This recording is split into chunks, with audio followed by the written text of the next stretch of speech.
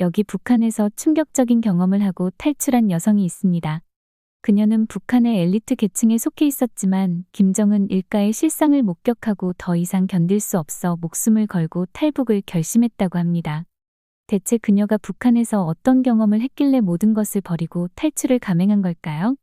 그리고 그녀의 위험천만한 탈북 과정은 어땠을까요? 오늘의 사연을 통해 북한에 숨겨진 실상과 한 여성의 자유를 향한 위험한 여정을 들어보겠습니다. 모든 것이 변한 아침을 아직도 기억합니다.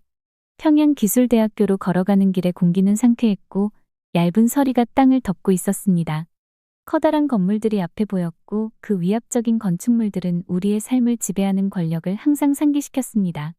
계단을 오르면서 몇몇 동료들에게 고개를 끄덕였습니다. 우리는 정중한 미소를 교환했지만 눈에는 같은 경계심이 담겨 있었습니다.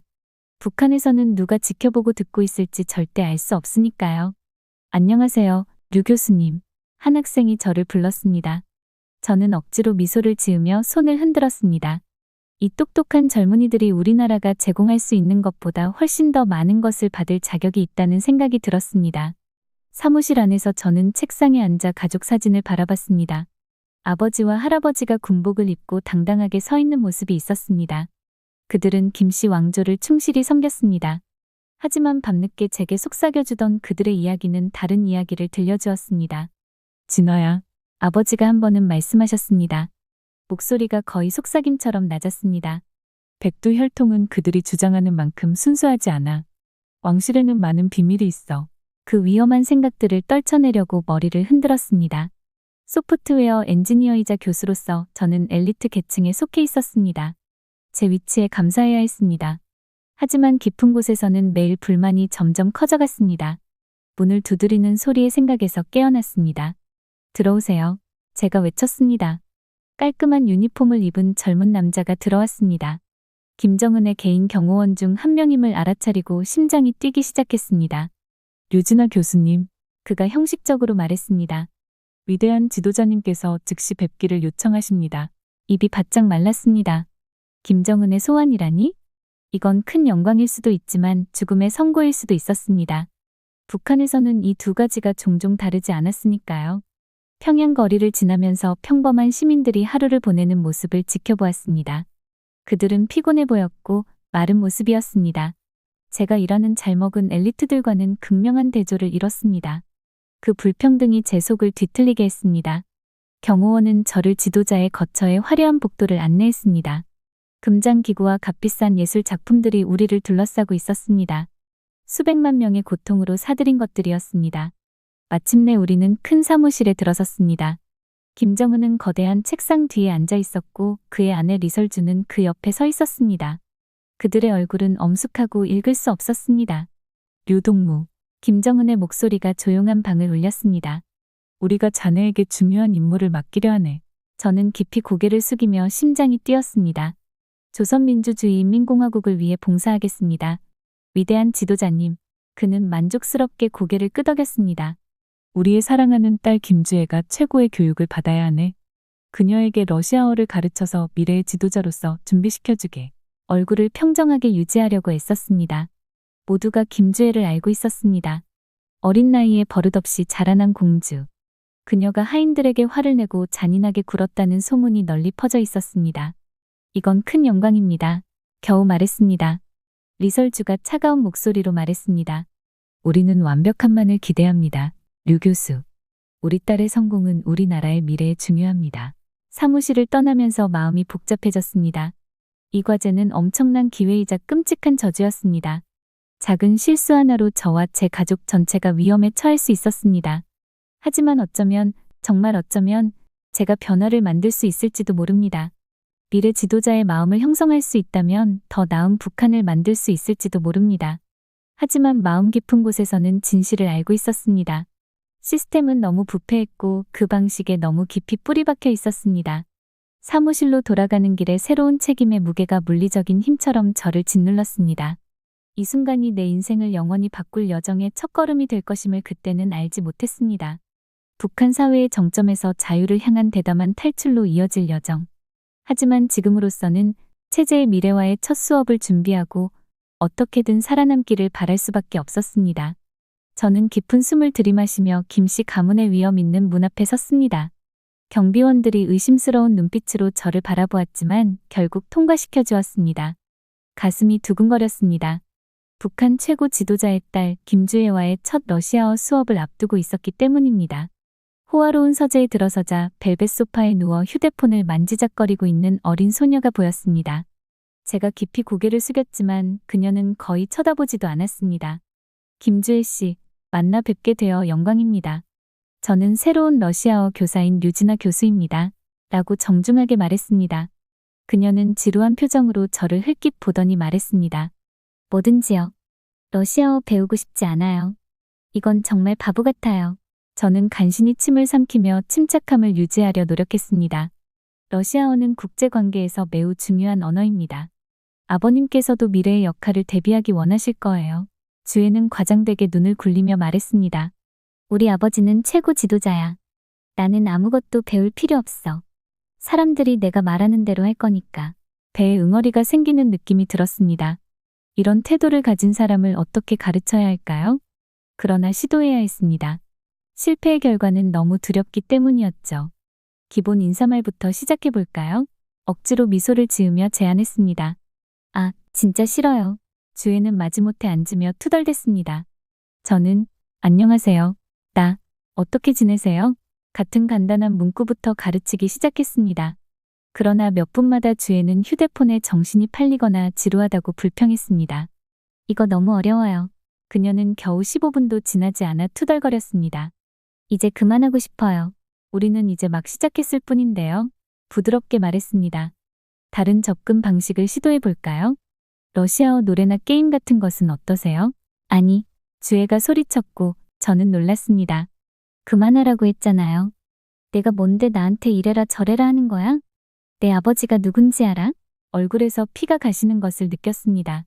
물론입니다. 죄송합니다. 기분이 나아질 때 다시 수업을 계속할 수 있습니다.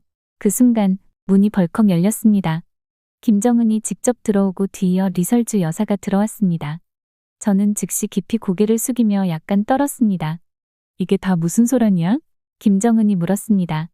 주혜야, 내가 공부를 열심히 하지 않는 거냐? 아버지, 이 선생님이 저를 지루하게 해요. 러시아어 배우기 싫어요. 김정은의 얼굴이 화가 나면서 어두워졌습니다. 너는 이 나라의 미래야. 내가 시키는 것을 배워야 해. 그는 저를 향해 눈을 번쩍이며 말했습니다. 그리고 너. 나는 더 나은 결과를 기대했다. 내 딸을 동기부여할 수 없다면 더 설득력 있는 방법을 찾아야 할지도 모르겠다. 그의 은근한 위협에 척추가 얼어붙는 것 같았습니다. 저는 확신합니다. 위대한 지도자님. 더 노력하겠습니다. 김주혜가 곧 유창하게 러시아어를 말할 것입니다. 리설주 여사가 앞으로 나와 남편보다 차분하지만 엄격한 목소리로 말했습니다. 진아 씨, 당신을 훌륭한 평판 때문에 선택했습니다. 실망시키지 마세요. 그리고 주혜야, 이 수업에 전념하지 않으면 결과가 따를 것이다. 주혜는 입을 삐죽거리며 더 이상 반항하지 않았습니다. 부모님이 갑작스럽게 떠난 후 긴장된 침묵이 남았습니다. 저는 떨리는 숨을 내쉬며 생각이 어지러웠습니다. 성공해야 할 압박감이 엄청났고 위험이 너무나도 컸습니다. 배우고 싶지 않은 사람을 어떻게 가르칠 수 있을까요? 게다가 그녀는 저를 괴롭힐 수 있는 권력을 가지고 있었습니다. 몇 주가 지나도 주혜와의 수업은 계속 힘들었습니다. 어떤 날은 마지못해 참여하며 러시아어 문구를 이해 없이 따라하기도 했습니다. 다른 날은 책을 던지거나 저를 노동 수용소로 보내겠다고 위협하며 고집을 부리기도 했습니다. 게임, 노래, 이야기, 심지어는 단 것을 뇌물로 주는 등 모든 교육 방법을 시도해 보았습니다. 그러나 주혜에게 진정한 흥미를 일으키는 것은 아무것도 없었습니다. 그녀는 버릇없고 무관심한 채로 자신의 위치가 진짜 결과로부터 보호해준다는 확신을 가지고 있었습니다. 특히 힘든 어느 날, 주혜가 수업을 일찍 끝내고 나간 후 저는 서재에 혼자 앉아 좌절감에 눈물을 참았습니다. 아버지의 정권에 대한 경고와 잔혹함과 부패에 대한 소문을 떠올렸습니다. 처음으로 제 상황의 절망감을 진정으로 이해했습니다. 이것이 단순히 러시아어를 가르치는 것 이상의 문제라는 것을 깨달았습니다. 저는 북한 지도층의 부패를 직접 목격하고 있었습니다. 만약 이 소녀가 우리나라의 미래라면 우리에게 어떤 희망이 있을까요? 떨리는 손으로 교재를 정리하면서 위험한 생각이 머릿속에 떠올랐습니다. 전에 감히 상상해 본 적 없는 선택을 고려해야 할 때일지도 모릅니다. 위험은 엄청나지만 이 체제의 일부로 계속 있을 수 있을까요? 그날 저는 무거운 마음으로 떠났습니다. 모든 것이 변할 것이라는 것을 알았습니다. 앞길은 불확실하고 두려웠지만 처음으로 새로운 무엇인가 다른 미래에 대한 희미한 희망이 느껴졌습니다. 김주혜의 가정교사가 된 후 그 무게가 마치 무거운 담요처럼 저를 짓눌렀어요. 매일 아침 평양의 차가운 회색거리를 걸어 그녀가 사는 웅장한 궁전으로 향할 때마다 제 속은 걱정으로 뒤틀렸어요. 화려한 건물과 깨끗한 도로는 사람들의 눈에 서린 두려움이나 가게들의 빈곤함을 가릴 수 없었어요. 모든 것이 거짓말 같았어요. 마치 방문객들을 속이기 위해 만들어진 영화 세트장 같았죠. 어느 추운 아침, 주애와의 또 다른 수업을 준비하면서 거울 속 제 모습을 봤어요. 눈 밑에 다크서클이 생기고 얼굴은 창백하고 야위어 있었어요. 이게 정말 가치 있는 일일까? 제 자신에게 속삭였어요. 한때 자부심으로 가득 찼던 이 명예로운 자리가 이제는 덫처럼 느껴졌어요. 어제의 수업이 떠올랐어요. 주애는 또 한 번 짜증을 부리며 러시아어가 멍청하고 쓸모없다고 소리쳤어요. 제가 그녀를 진정시키려 하자 그녀는 아버지에게 제가 나쁜 선생이라고 말하겠다고 협박했어요. 그 순간의 두려움이 아직도 남아있었어요. 김씨 가족을 실망시킨 사람들이 어떻게 되는지 알고 있었거든요.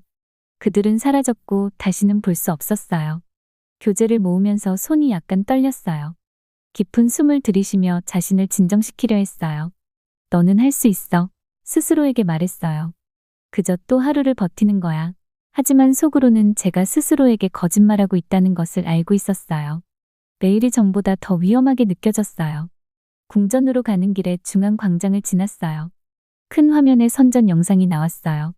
거대한 목소리가 우리의 위대한 지도자와 그의 가족을 찬양했지만 그 말은 공허하게 들렸어요. 아버지의 경고가 생각났어요. 정권의 진짜 본질에 대해요. 아버지는 제가 그토록 두려워하던 사람들 가까이에서 일하게 될 것을 알았을까요? 궁전 문 앞에서 무표정한 경비원들에게 신분증을 보여주었어요. 그들의 눈은 의심스러운 시선으로 저를 따라왔어요. 안으로 들어가니 화려한 복도가 숨 막히게 느껴졌어요. 비싼 그림들과 금장 장식이 모든 표면을 덮고 있었죠. 밖의 빈 공간은 극명한 대조를 이루면서요. 주위의 공부방에 다가가면서 목소리가 높아지는 것을 들었어요.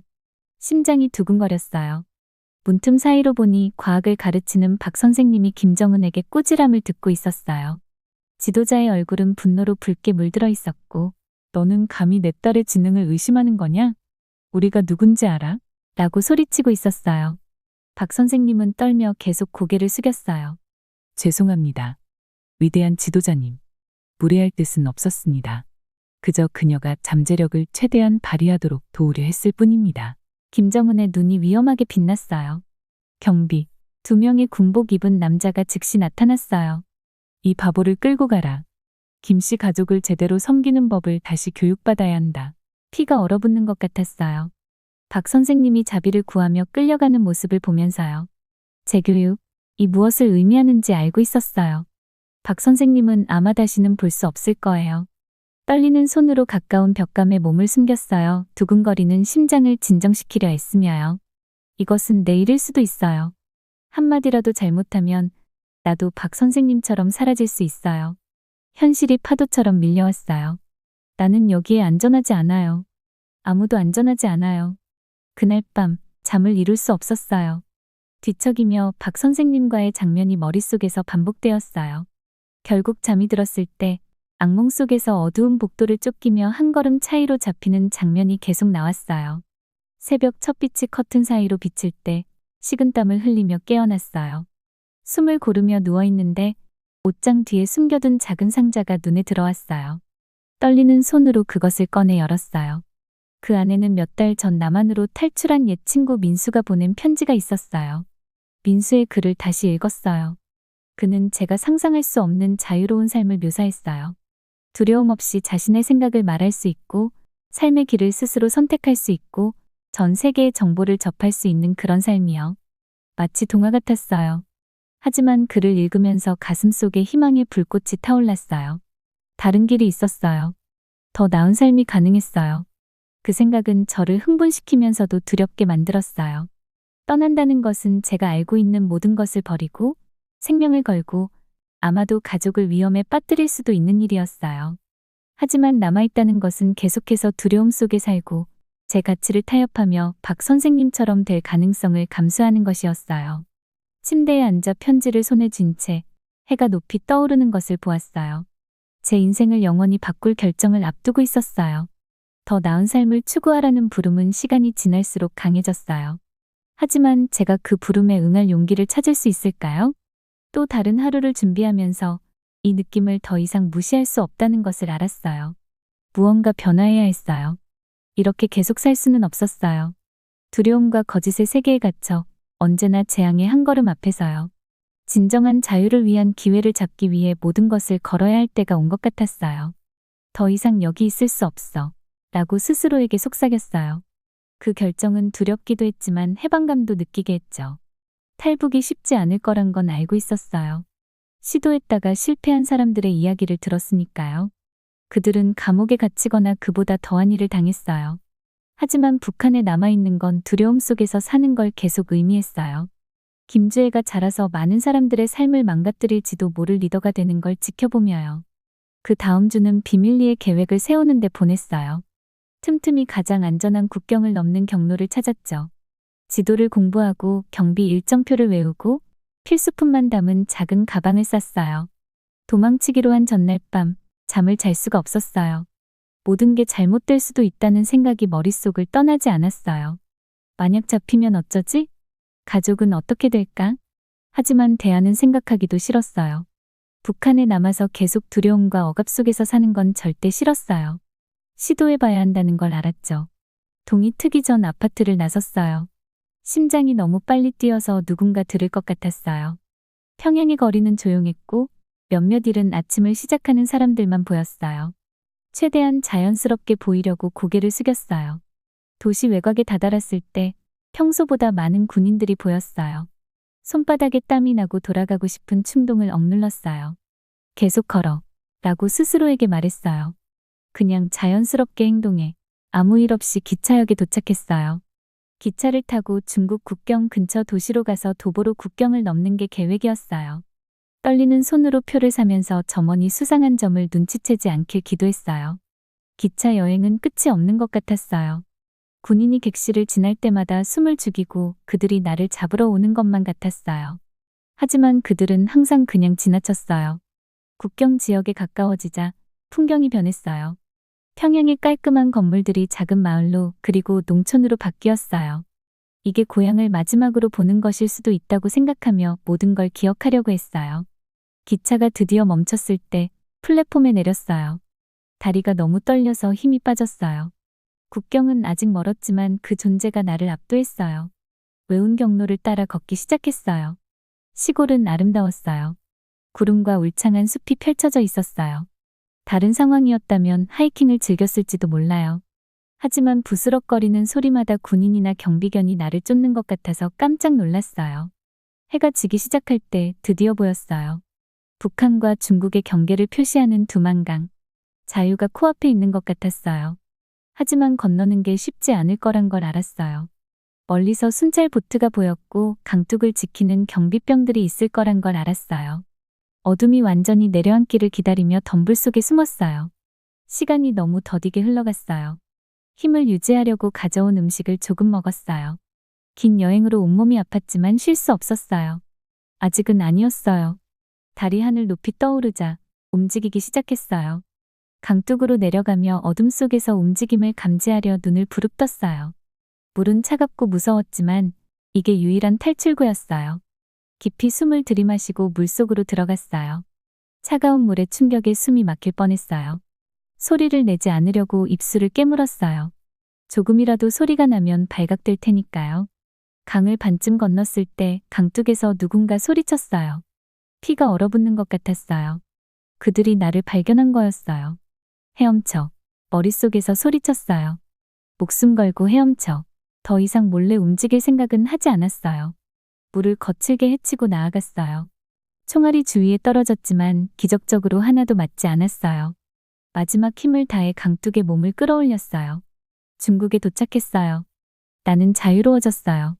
하지만 멈출 수 없다는 걸 알았어요. 이 지역에는 탈북자를 사냥하는 북한 요원들이 활동하고 있었으니까요. 지친 몸을 억지로 움직이며 중국 내륙으로 더 깊이 들어갔어요.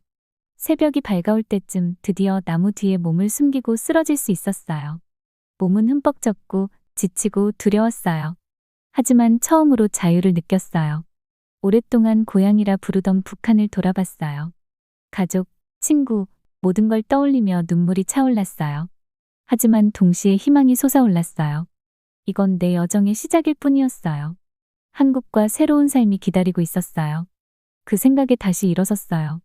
앞으로의 길은 길고 험난할 거였지만 어떤 도전도 맞설 준비가 되어 있었어요. 나는 새로운 세상으로 발을 내디뎠고 이제 돌아갈 수 없었어요. 국경을 넘어 도망친 후 나는 중국의 작은 마을에 도착했어요.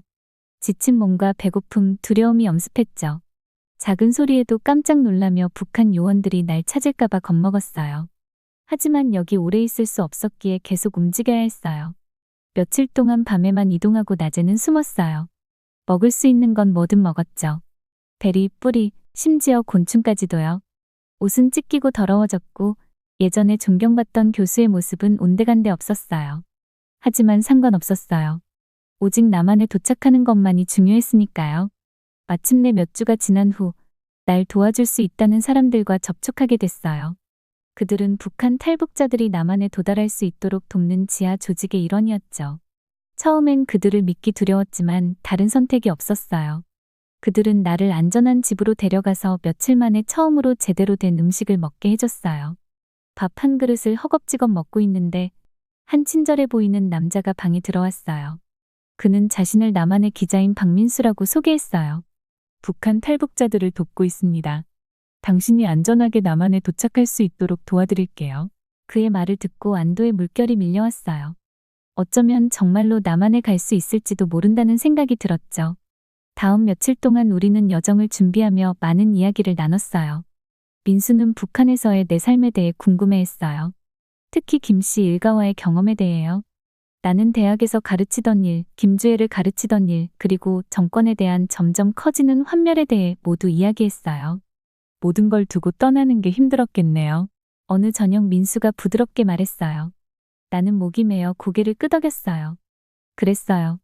하지만 내가 본 것과 배운 것들로 인해 더 이상 있을 수 없었어요. 민수는 진지한 눈빛으로 몸을 앞으로 숙였어요.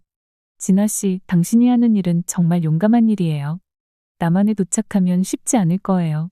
많은 도전들이 기다리고 있을 거예요. 하지만 당신은 혼자가 아니에요. 도와줄 사람들이 있을 거예요. 그의 말은 내게 힘을 줬어요. 북한을 떠난 이후 처음으로 희망의 빛이 보였어요.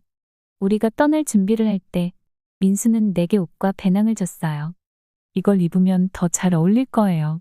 라고 설명했어요. 그리고 작은 노트와 펜도 줬어요. 당신의 경험을 적어보세요. 당신의 이야기는 중요해요. 전해야 할 필요가 있어요. 나는 그 노트를 꼭 쥐고 그 무게를 느꼈어요. 내가 정말 그럴 수 있을까? 내 이야기를 세상에 전할 수 있을까? 우리는 어둠 속에서 출발했어요. 민수의 말이 머릿속에 맴돌았어요. 내가 겪어온 모든 일들, 평생 듣고 배워온 거짓말, 목격한 가혹한 현실, 그리고 모든 걸 버리고 떠나기로 한 어려운 결정들. 그래, 나는 이야기를 전할 필요가 있어. 우리의 여정은 길고 위험했어요. 차를 타고 걸어가고 심지어는 보트를 타기도 했죠. 아슬아슬한 순간들이 많았어요. 한 번은 경찰 검문소를 거의 마주칠 뻔했죠. 또 다른 때는 트럭 뒤에 숨어 몇 시간 동안 숨도 제대로 쉬지 못했어요. 그 모든 동안 민수는 나의 안내자이자 보호자였어요. 그는 모든 상황에서 무엇을 해야 할지 정확히 알고 있었어요. 그의 침착한 자신감은 나의 두려움을 억누르는데 큰 도움이 되었어요. 여정의 고요한 순간들 동안 민수는 나만의 생활에 대해 더 많이 이야기해줬어요. 북한과는 얼마나 다른지, 자유와 기회, 풍부한 음식과 물건들에 대해 설명했어요. 거의 믿기지 않을 정도였죠. 큰 변화가 될 거예요. 그는 경고했어요. 많은 탈북자들이 처음엔 어려움을 겪어요. 하지만 도움을 주는 프로그램들이 있어요. 그리고 나도 당신을 지원할 거예요. 그의 친절함에 압도되었어요. 왜 날 도와주는 거죠? 어느 밤, 작은 불가에서 우리는 이렇게 묻고 있었어요. 우린 서로 잘 알지도 못하는데.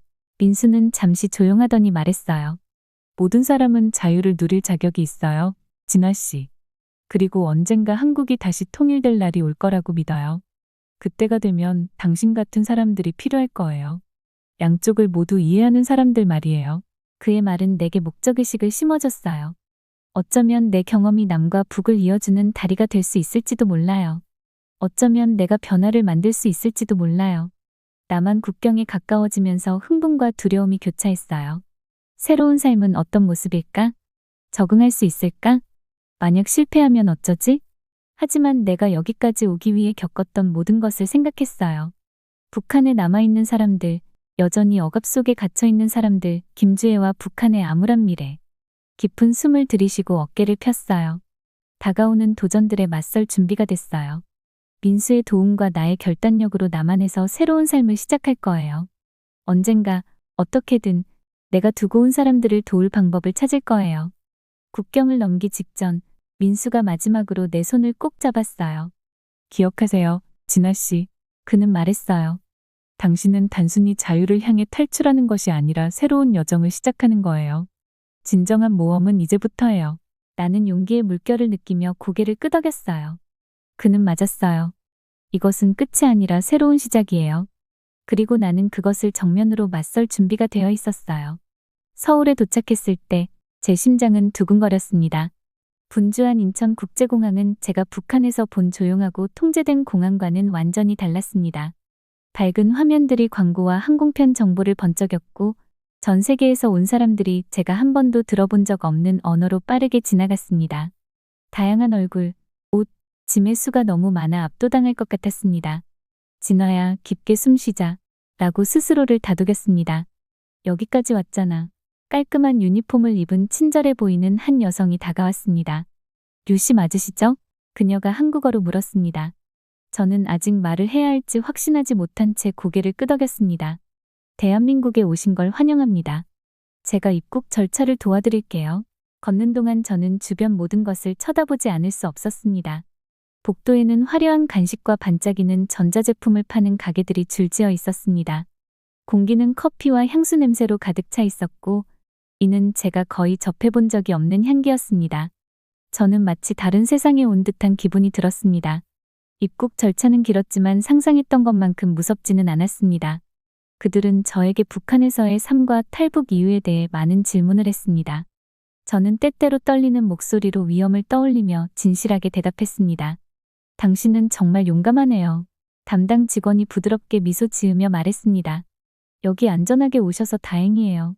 몇 시간이 지나 저는 공식적으로 북한 이탈 주민으로 처리되었습니다. 임시 신분증을 받았고 앞으로 몇 달 동안 특별시설에서 지내며 한국 생활에 적응하는 데 도움을 받을 것이라는 설명을 들었습니다. 시설로 가는 동안 저는 창문에 얼굴을 바짝 대고 주변 도시를 놀라며 바라보았습니다.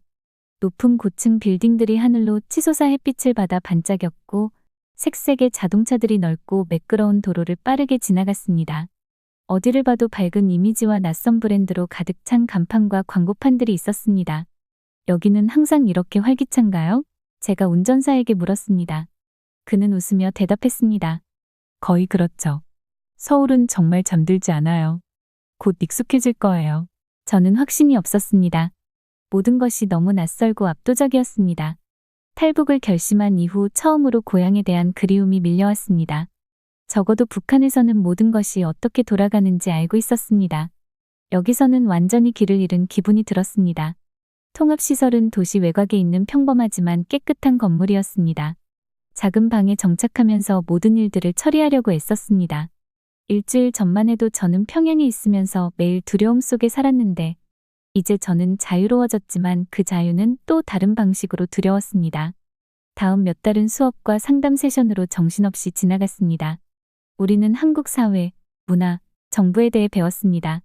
스마트폰 사용법, 지하철 타기, 은행 계좌 개설 같은 실생활에 필요한 기술도 배웠습니다. 일상생활의 기본적인 것들을 다시 배우는 것이 겸허하게 느껴졌습니다. 가장 어려운 부분 중 하나는 언어에 적응하는 것이었습니다. 남북한 사람들이 같은 언어를 사용하지만 70년간의 분단으로 인해 상당한 차이가 생겼습니다. 저는 종종 사람들이 웃거나 혼란스러워하는 단어나 문구를 사용하곤 했습니다. 걱정 마세요.